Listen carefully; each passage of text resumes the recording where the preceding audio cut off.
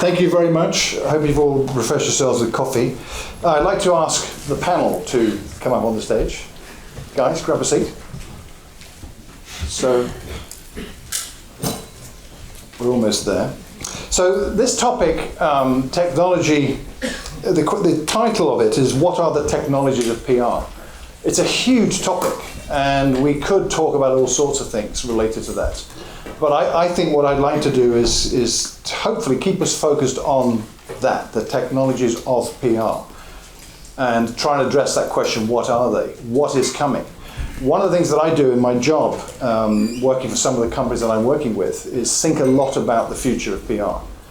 And that tends to be looking at behaviors, looking at some of the questions, indeed some of the themes that were addressed in the previous panel discussion about roles, hiring, structures of groups of people within organizations, how that is shifting, where you're seeing people not directly employed by a company working with people who are as part of the same group, and it seems like you're all working for the same company. Legally you're not. Seeing more of that kind of thing. Technology in one form or another relating to the tools that people use are at the heart of all of this. So I see technology as a driver, a catalyst, if you like, that lets people do things or not, as the case might be. It's very disruptive. It has all sorts of effects on the organization. So we're going to talk about this in terms of what's coming. And these, I would say, are going to be the opinions of those of us on the panel. If you have any views, either you want to offer something or you disagree with something, or even if you agree with something, just ask the question. So I think we'll see if you can contribute to this conversation. We've got until 4 o'clock, so about 40 minutes from now. So let's kick off by asking, I want to ask the panel to introduce themselves rather than me do this, because I want to hear what they say about themselves. And we'll try and do this in a generous elevator pitch time of 60-second introductions.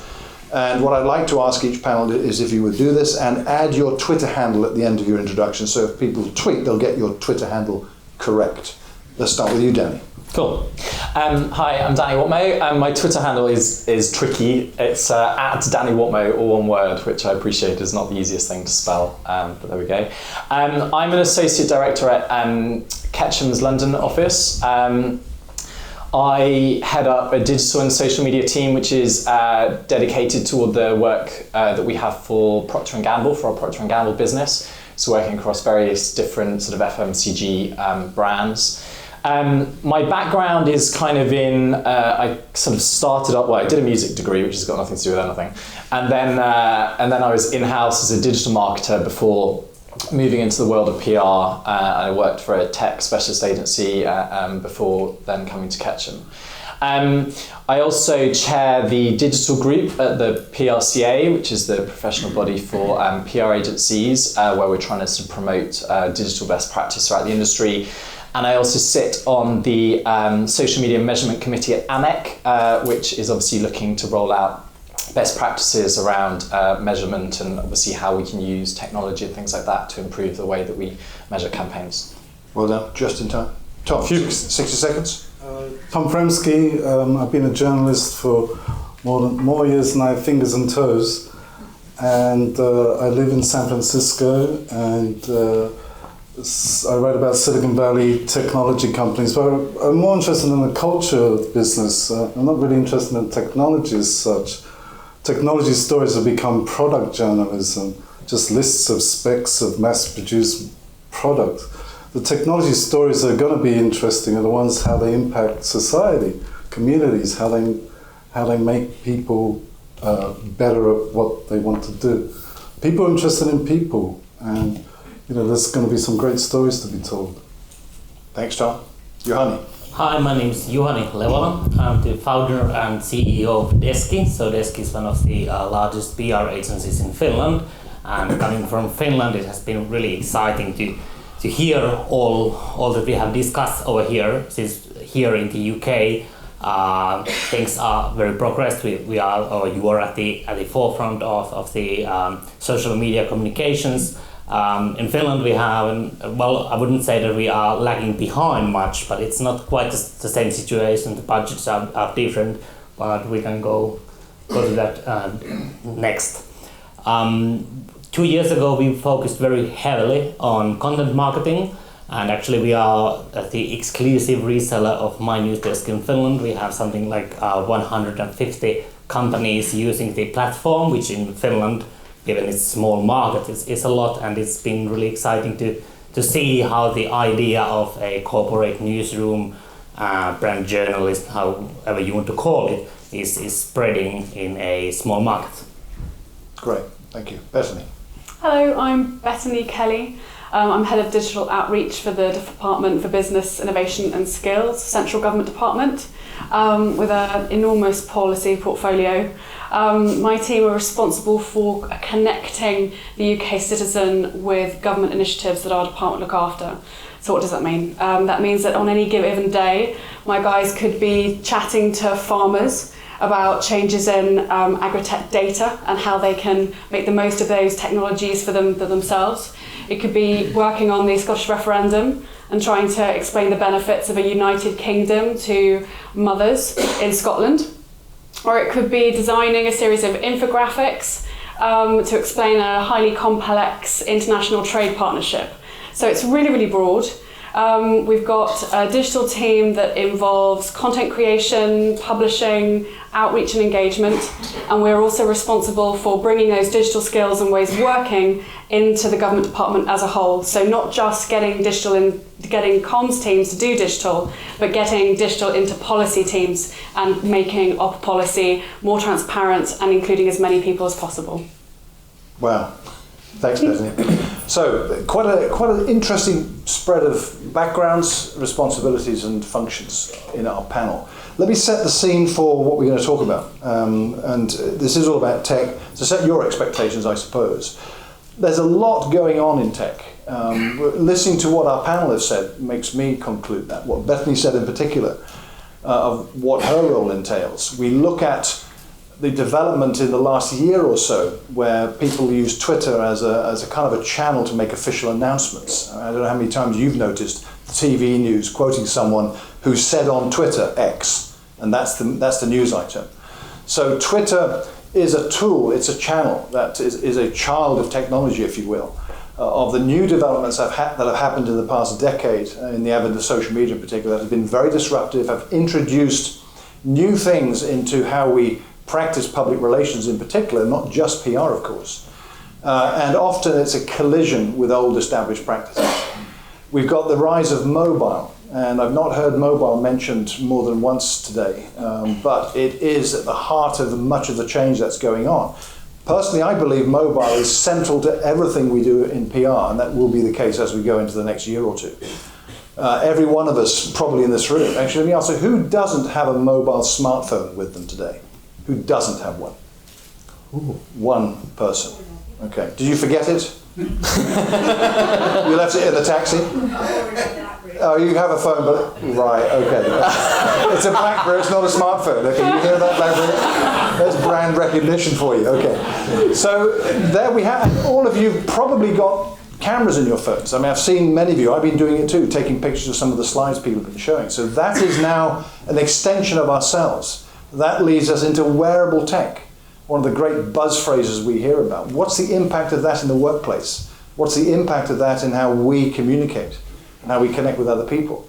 Who's tried out the Google Glass out the front today? Anyone tried that? A couple of you? What about the other thing, the Oculus, what is it called, Oculus? Yeah, I didn't try that, so that looks interesting. So I ask myself, where do these fit into public relations specifically, given the topic of this panel? How do we make that work? What about privacy? What about those implications that relate to people? And again, the questions could keep rolling on, frankly. You could ask things like automation. Is this something Tom mentioned in one of the points he made in his talk this morning? Are bots going to write press releases now? What's likely to disrupt the PR industry? Right? It's going to disrupt. It's going to be disrupted. Yeah. But they think, you guys think you've got it covered. You can see things coming. But no, you're artisanal, you're handcrafted. Well, press release by economies of scale. And those are done through technology. What other technology is PR? It's not a Twitter hashtag. No, it's not. Well, that's a tool. That's all that is. Right. Well, It's much more than that. You have to master the technology. Well, let's kick off the discussion, of an Tom. ad dashboard, for Right. example. Let's kick this off in this kind of structured way we're going to do this conversation. I want to ask each of you. No, it's okay. I want to ask each of you. What's on the horizon? And we'll come to you second, Tom. Danny, what's on the horizon? So I think it's really. I totally agree about technology being an enabler. So I don't want to sit here and say technology is going to solve all the problems that we've got, and we're all going to live happily ever after. But I think when I think about how we're using technology at Ketchum and where we're potentially going to use it in the future, I think about three kind of areas. So I think about how we're using it strategically. So when we're planning and measuring campaigns, when we're identifying influencers, when we're looking for opportunities to reach out for people, how we're using analytics and targeting and all that kind of stuff.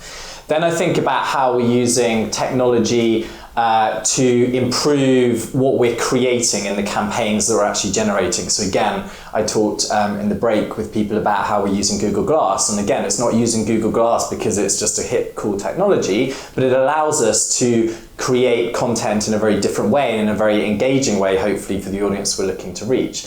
And then the third one, which I think is potentially even the most interesting, but the most probably least publicized, is how we're using it internally as an agency. So how we're using enterprise social networking and how we're collaborating with different offices and all that kind of thing. So I think there's a kind of myriad of different ways that we're using technology. I don't think there's any one that necessarily is more important than the other, but I think what it does allow us is a very exciting opportunity to Tom's point, really start to do things in a very different way and experiment with different ways of doing things, so that hopefully as a business we can make more money, and for the clients that we're working with we can create even better results. So if you were to pick one thing that you think is important for all of us to pay attention to that's coming on the horizon, over the horizon, the next 12 months or so, what would that be? Well, I think when I first came into PR, as I said before, I was kind of in digital marketing, where this idea of data and analytics and stuff is kind of ingrained into absolutely everything you do. When I came into PR, I was amazed at the absence of any sort of data in terms of, well, the closest you came to data probably was a circulation figure for a media title. And that was kind of incredible to me. And what I've seen over the last few years is this integration of analytics and data and planning within PR, which I think is really, really exciting. And so when we look at things like targeting and predictive analytics, and you talked about mobile, how great is it? We talked this morning about being able to provide content to people at the time when it really mattered to them, rather than just kind of spamming them with stuff. Well, how great is it when we look at things like iBeacon, where you could actually serve up content to people based on where they are and what they're doing right at a single point in time, to try and make that even more relevant to them. I think for me, I don't think we're there yet, but if I'm looking at what's coming over the next few years, that's something that I think is really exciting for PR professionals. Tom, what's in your horizon? Well, I'll tell you what's in your horizon. More confusion, more buzzwords, more expense, all this free social media marketing you got. Bullshit, it's all gone. It's going to be more expensive. You have to learn more stuff. Well, like we did in media, right? Yeah. And I like learning new skills. A lot of my colleagues in the journalism don't. They can barely upload a picture to their website. But that's their choice. Most of them can't type very well. They certainly can't spell. But they're good storytellers. And it's an always-on culture, right? I mean, maybe if you live in France after 6 o'clock, you don't get any more emails. But get used to it. You're going to have to work harder. You're going to complain more. You're not going to like a lot of it. A lot of it is going to be bullshit, unfortunately. But you're going to have to go through it. And as a society, we're going to go through a lot of confusion. There's opportunities for special interest groups with agendas which aren't to our best use, are going to take advantage of it. And you're already seeing parts of it here and there. But we're going to get through it, and we're going to get through it by reinventing the media industry again, because there's so much more value in a third-party media industry that doesn't have an axe to grind, that is truly independent and that can be financed by society. Tremendous value in that. They're not gatekeepers as they were derided, back in time. These are really important jobs that need to be done. And you know what? Journalists are cheap. They don't cost much at the end of the day. And they do a really important service. And we're going to have to rediscover that again, which is just the way it is. It's like Cambodia, Pol Pot, year zero. Okay.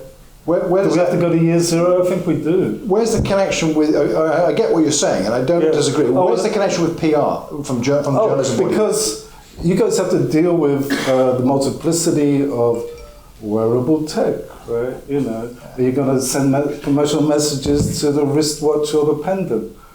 You have to craft messages for each of these channels. That has to be specific, so that's a lot more work. And for less bang for your buck, your clients are going to be suggesting really stupid campaigns, and because they're paying, you're going to have to do them, and it's not going to be fun. Now, eventually we'll get through it, and eventually people will trust what you say if they're hiring you for your expertise. I've got a few more questions I want to ask you. I'll come back to you on this, because something you said this morning, it's probably in my mind what you're saying now about neutral. You talk about storytelling from a neutral point of view. That's in that what you're saying now. I'll come back to that if I may. Juhani, let me ask you the question. And what is on your horizon where you sit in Finland from a tech point of view? Well, I think there are at least three things. I think the first thing is definitely, I agree with Danny, it's measuring. Actually, I saw a study that was conducted just a few years ago, which showed that globally, in the PR industry, one of the most common metrics was simply gut feeling. I think that was ranked actually in the fourth place. About 40% of communicators use that as a primary metrics. And that's going to change because the luxury of all the online PR tools is that we can measure it very, very well. We can have conversion rates and all this kind of stuff. I think actually the problem with that is that that's often focused on very short-term results, and they don't really take long-term brand building activities into account because they are very difficult to measure. What's the cause, what's the effect, and so on. But anyway, it's definitely on the rise. I think the second thing, which probably, or at least might be very interesting, that's looming in the future, is smart cars. Because, well, we already have maps, some cars have already an internet connection, but I think that when technologies really integrate with cars, and the majority of us spend a lot of time in cars on the traffic, so I think that's a natural point of contact, and probably can yield in an entirely new set of applications. And the third thing is that these technologies that we think are commonplace are actually going to spread through the globe. Because as I said, in Finland, we are maybe slightly behind the UK in terms of especially in terms of mobile PR, mobile advertising, mobile marketing. But if you go to, for example, to Southern America, India, these kind of places, for example, in India, it's really interesting that traditional media like newspapers, TV, they are on the rise. There's no talk about the demise of TV. Newspaper circulation is raising more than 20% in India, and that would be a very good situation over here. Actually, I think that's probably going to change in 5 years or 10 years time when people are going to they have more money to spend on mobile phones, more internet connections available, and so on. But I think the global way, the truly global way of these technologies that are common for us, I think that's probably the biggest revolution, because then at the end of the day, in the developing countries, there are hundreds of millions of people for whom the big dream is to buy the first car in their lives, and that's a car that's 10 years old and it's going to probably break very soon. It's a good perspective to point out, because I think we lose sight sometimes when we sit here in the UK or in the US or whatever, that everything's known to us. And yet what you just outlined is that in countries like India, there's very different circumstances in many, many areas that we need to be conscious of. Even if our focus is just in one market, this is a global business we're talking about. And so social in particular are global channels typically. Yeah. Let me come to you, Betony. This is now the central government perspective. It's quite interesting. I think of currently central government in the UK, to me, it means gov.uk, the relaunched presence on the web. And I had cause to use it recently to do with insurance and car tax. Phenomenally easy website to use, really very good compared to what it was before. But that's, I guess, that's now. So future, what's on the horizon where you sit in central government? I think it's important to acknowledge the huge amount of work that's been done with gov.uk to revolutionise the way that everybody engages with government information in a centralised website. And having come from the financial services industry and seen exactly how hard it is to bring disparate websites together under one single brand and content strategy, it's just breathtaking, and they've rightly won lots of awards for that. My challenge, I think, is a different one, in that I think the future technologies for me are going to be the ones that help me empower my team to do better work for government, but also help government perform better with the citizen. So let me unpack that a bit. There's certainly a huge amount of free content creation tools out there right now, and I can fear Tom's hairs on the back of his neck bristling and horror. This is just more fads, more content, more crap. And I don't believe for a moment that we're not going to have in this period of great creativity and experimentation. There is going to be some good content and there's going to be some bad content. But I think the fact that it's never been easier to create a shareable something that can then form social currency to help you build a relationship with whoever you want to, be it a customer, be it a user of your service or a stakeholder. So I think that's something that we're definitely going to see more of. Just simple things like recite this or pin words, really, really straightforward, the kind of thing that you can do in your sleep, really, really easy. I think certainly from government's perspective, we're now working far more, frankly, not expecting people to come to us. And it doesn't surprise me that your interaction with gov.uk is about car tax. The two most often journeys to gov.uk are to check when the bank holidays are and to that's a useful page too. Yeah, useful page. Hugely useful, but I tell you, there are Whitehall departments crying their eyes out that they haven't got your attention for more impressive topics than paying your car tax. So they want to go and find you where you are, where you're hanging out. This means either, helping to find influencers. My team uses a tool called Tracker to help us, spot people who are starting to talk about particular topics. That could be, people who blog about beer. It can be about people who write regularly about shared parental leave and flexible working. So spotting people who might help us or be interested in the kind of conversations that we can have together. But there's also about bringing people together in a safe space to create policy. So open policy making tools we're definitely going to see more and more use of. Really hope that each of you will participate at one time in a policy making exercise. We use a platform called Citizen Space, which is trying to kind of bring policymakers as close to the people who are actually going to be affected by the changes that they're trying to implement.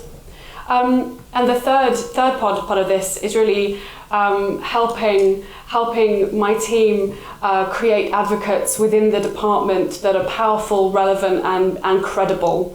And sometimes this is about, frankly, giving them a nudge in the ribs and saying, "Oi, have you spotted, did you know that your comms team are working on this?" Yes, they know about the big broad topic. Yes, they know what's happening in the House of Commons and in Whitehall. But do you know the work that we're doing with the UK citizen right now? I use a tool called If This Then That to create little recipes that allow me to create email nudges to senior people, so that every time I tweet with a particular hashtag, it's like an elbow in the ribs to say, oi, can you share this on your networks? Can you help us, demonstrate our department's commitment to these topics through your own network, understand the power and the role you play. So there's lots of different tools that we're using right now.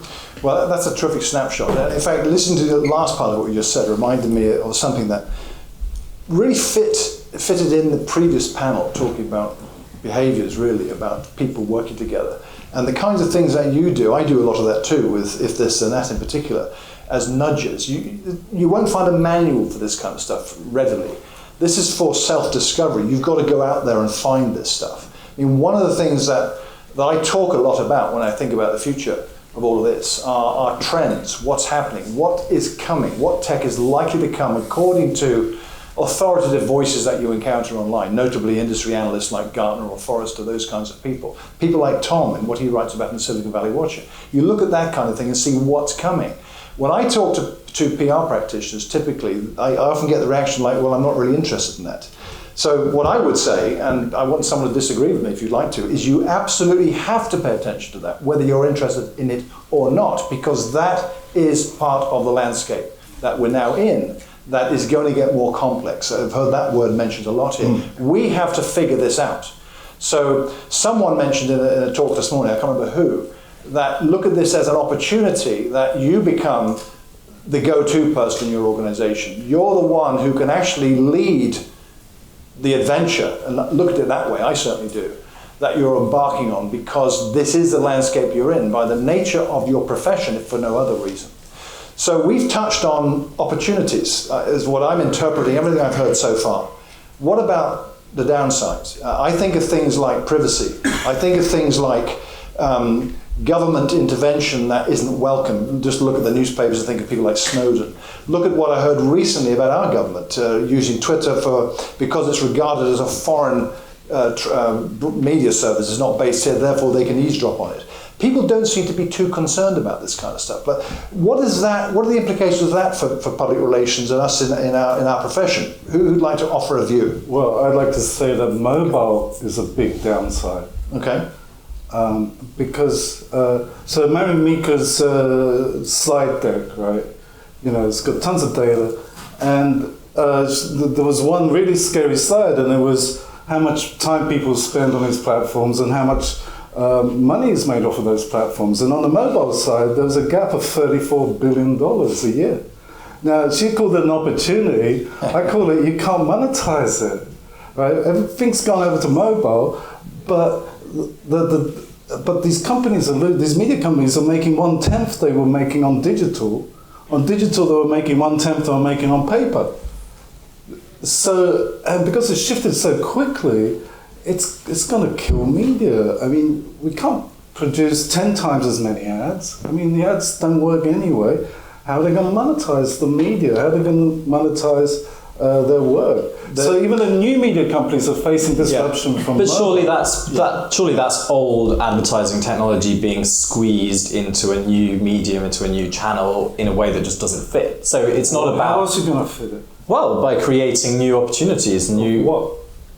I guess that's why people are looking at native advertising, why all these things, why they're trying to experiment with all these. I mean, I think it's really interesting that we talked about complexity with technology and the difficulties that brings, because there's now so much more, there are more channels, there are more, God knows how many vendors there are out there all measuring different things. But I do think we also need to remember that, to Betony's point, technology should be there to make our lives easier, and certainly when we're looking within the companies and the agencies that we're working in, it's finding those quick fixes. It's finding that technology that can, like Tracker, that can, rather than just say, oh, here are 50 influencers I might go and reach, a technology like that actually allows you to say, well, which are the 5 that really matter? Which are the 5 that actually then will allow you to filter down into absolutely everything else? But and for me, that's why technology is tracking great. Tracking is not marketing. Tracking is not PR.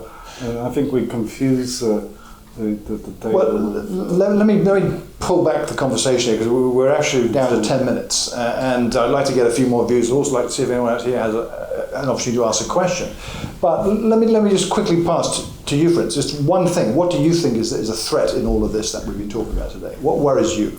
Well, I think from a communicator's point of view, the threat is that the new, and I'm stressing that this is speaking from the communicator's point of view, the threat is definitely that the new technologies enable consumers to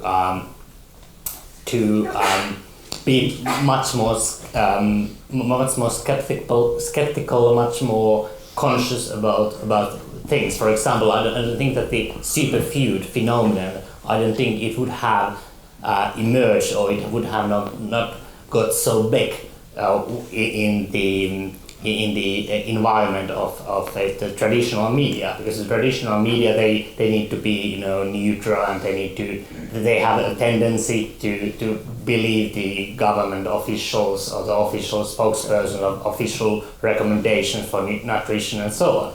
So people are very skeptical, and they have some sort of a tendency to believe in the, I wouldn't say superstition, but something that's not really in accordance with the official guidelines. Okay. And for the communicator, that's of course, if you are representing that kind of an industry, that's of course a great advantage. You have a message that's very compelling. But if you are on the other side, for example, working for the meat industry, right, it can be really difficult. Okay, that's good.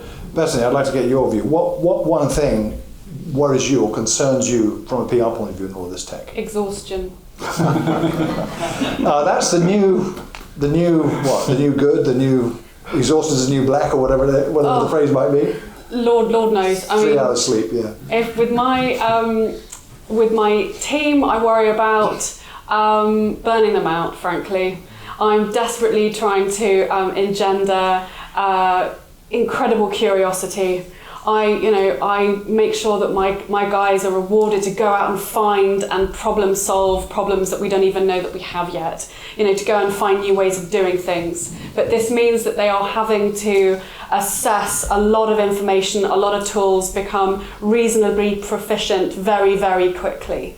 And I worry for them, and I worry for teams in-house that have to keep up to speed. And on the flip side, I worry that when I work with senior teams and I'm trying to sell in exactly what I want to do, that if I don't come back to the core of what I'm trying to achieve, what behaviour I'm trying to change, or what particular action I'm trying to create, and I focus too much on the tech, that I'm going to just become that woman who only ever talks in hashtags, buzzwords, latest tools. I need to make it really, really, really simple so I keep the attention of the people that I work with. It's already happening, that sort of thing, by the way. Oh, it's hideous. Finally, we're down to 7 minutes, unfortunately, but I want to ask each of you in 1 minute to offer a tip to our audience here. What one thing do you think PR practitioners need to do or pay attention to right now for the future from a tech point of view? Start with you, Betony.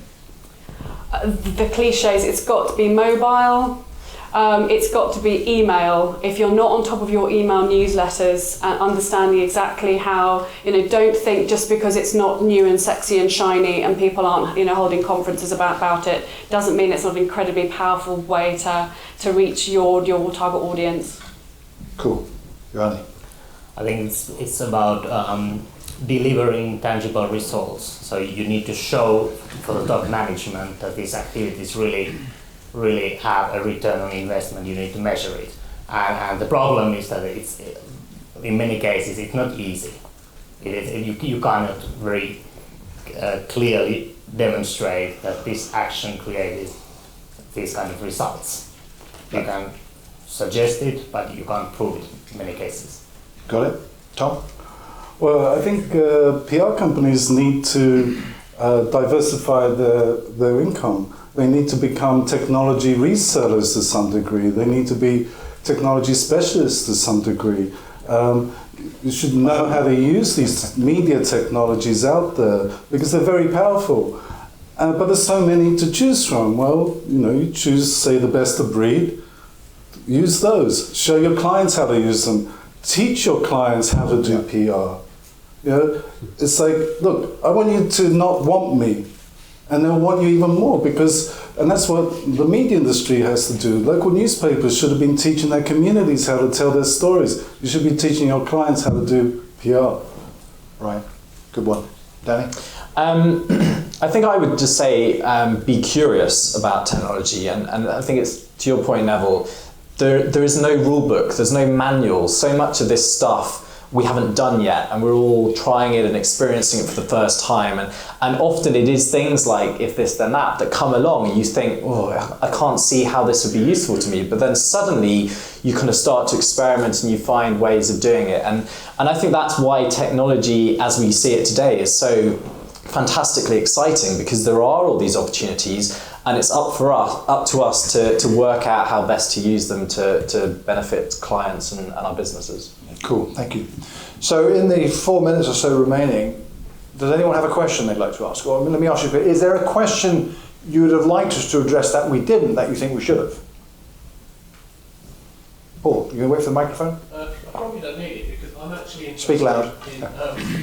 in what Deirdre might think of what's been said here, given what you spoke about this morning, about learning about technology and being curious, and I'm interested in your... I think we might need a microphone actually. I just tweeted to Tom saying thank you so much for talking about the PR specialist and how important that is. So, I know it's not all rainbows and unicorns and ponies, that there's some real realities here, but the bottom line is we're all getting that technology is a big part of what we need to do, from the planning to how we're implementing or sharing and the focus. And it is still about people.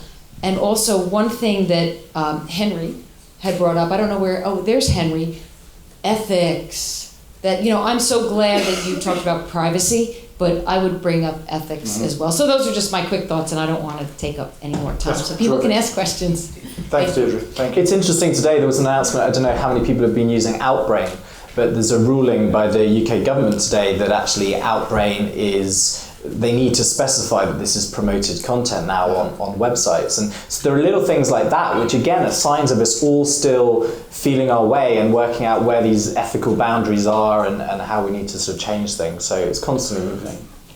Jonathan? I just want to pick up a point made by Betony actually about internal change, because for me it seems as though we're trying to manage two things: the external trends that you talk about, Neville, knowing how we can communicate and send messages to our fridge, for example, and wearable tech, stuff, which will happen in a while. And but how do we manage the internal stuff that Danny talked about and Betony talked about? Because some of those stuff is nowhere near the internal. So actually, for the communicator today and in the next 3 years, about understanding about change management and being a change maker in your organisation, I think is probably a key skill set for people. Yeah, I would agree with that. In fact, to me, this kind of resonates a bit back with some pretty basic things you do as a communicator, whether you're working for a PR firm or on the client side, is understanding your own organisation. So this presents another opportunity to be seen as a strategic asset in your business, as opposed to just the person who writes the press release or does the brochure or whatever it might be. So you need to understand your own business. That helps you get a better insight into where tech is going to influence it. If you listen to some of the things that the panel have been saying and just look around yourself, and you'll see how the landscape is evolving. So if you understand how that relates to your own organization, that brings us back to that broader topic of the organization and roles of people in those organizations. So good stuff. So I think, unless there is another question, we still have time for one. There is one right at the back. One here, one there. It's two, actually. Okay. Fire away. You've got a microphone. Yeah. Should just start. Oh. 1 minute. And counting. Yeah. Pressure's on, right? Yes, so how will connected devices and the Internet of Things work to the benefit or not of PR? That's a good question. You know what, if you don't mind, I'd rephrase that question by saying, what will all of that let people do in PR? Not the tools. Or is that a different question, do you think? I'll let you decide that one. Okay. 30 seconds. Who'd like to take that one on the panel? Well, will it enable people, and not just PR people? I mean, we don't know. It's Gerald Lanier's book, Who Owns the Future, is pretty interesting, by the way. I disagree with his conclusions, but he describes the problem really well. But I think it's not who owns the future, it's going to be who has a say in the future. Like, I don't own my apartment, but I have a say in how the apartment is used and so on. So that's going to be really important. Who has a say in the future? Thanks, Tom. Zero. We've hit the time limit. Unless Peter is allowed an extra 30 seconds for his question. So it's always fun to have a last pessimistic note. But it's the future we're talking about here. Exactly. Yeah, okay. Exactly that. If you look at marketing, the marketing world, some of you are in marketing. You have noticed a new title called the growth hacker, and the growth hacker is a developer, very, very far away from a normal marketing competence. And so my question would be also, of course, some kind of insight is that I guess everybody in this room would love to have their own developer sitting beside them, right? That's lacking knowledge or competence that didn't reach the 3 that you would choose in a development team. So my question would be, where are the equivalent to the growth hacker in the PR industry? Who'd like to take that one? Danny? For me, it's back to what I was saying. You know, it's finding out those new technologies. It's looking at the latest apps that are coming out and just thinking about, you know, how we're using them. Again, the Google Glass example. When something like that comes along, thinking, let's get one, let's play with it, let's try and break it, let's see what we can do with it. That's how we're going to be more creative, how we're going to be more relevant, and how we're going to, you know, create better campaigns and content. Terrific. And but is that, I mean, yep. I just want to put, sound a note of caution for fads sake. Sure. You know, we are in the industry because we like new, we like change. If you're in PR and comms and you find it too stressful or too busy because there's too much going on, you're probably in the wrong job. You know, but we have to remember that the people that we work, you know, the people who we're trying to communicate with, they may not give a damn about Google Glass. It really is that old adage of know your customer and go and play with what they are playing with. Go and find what is relevant to them.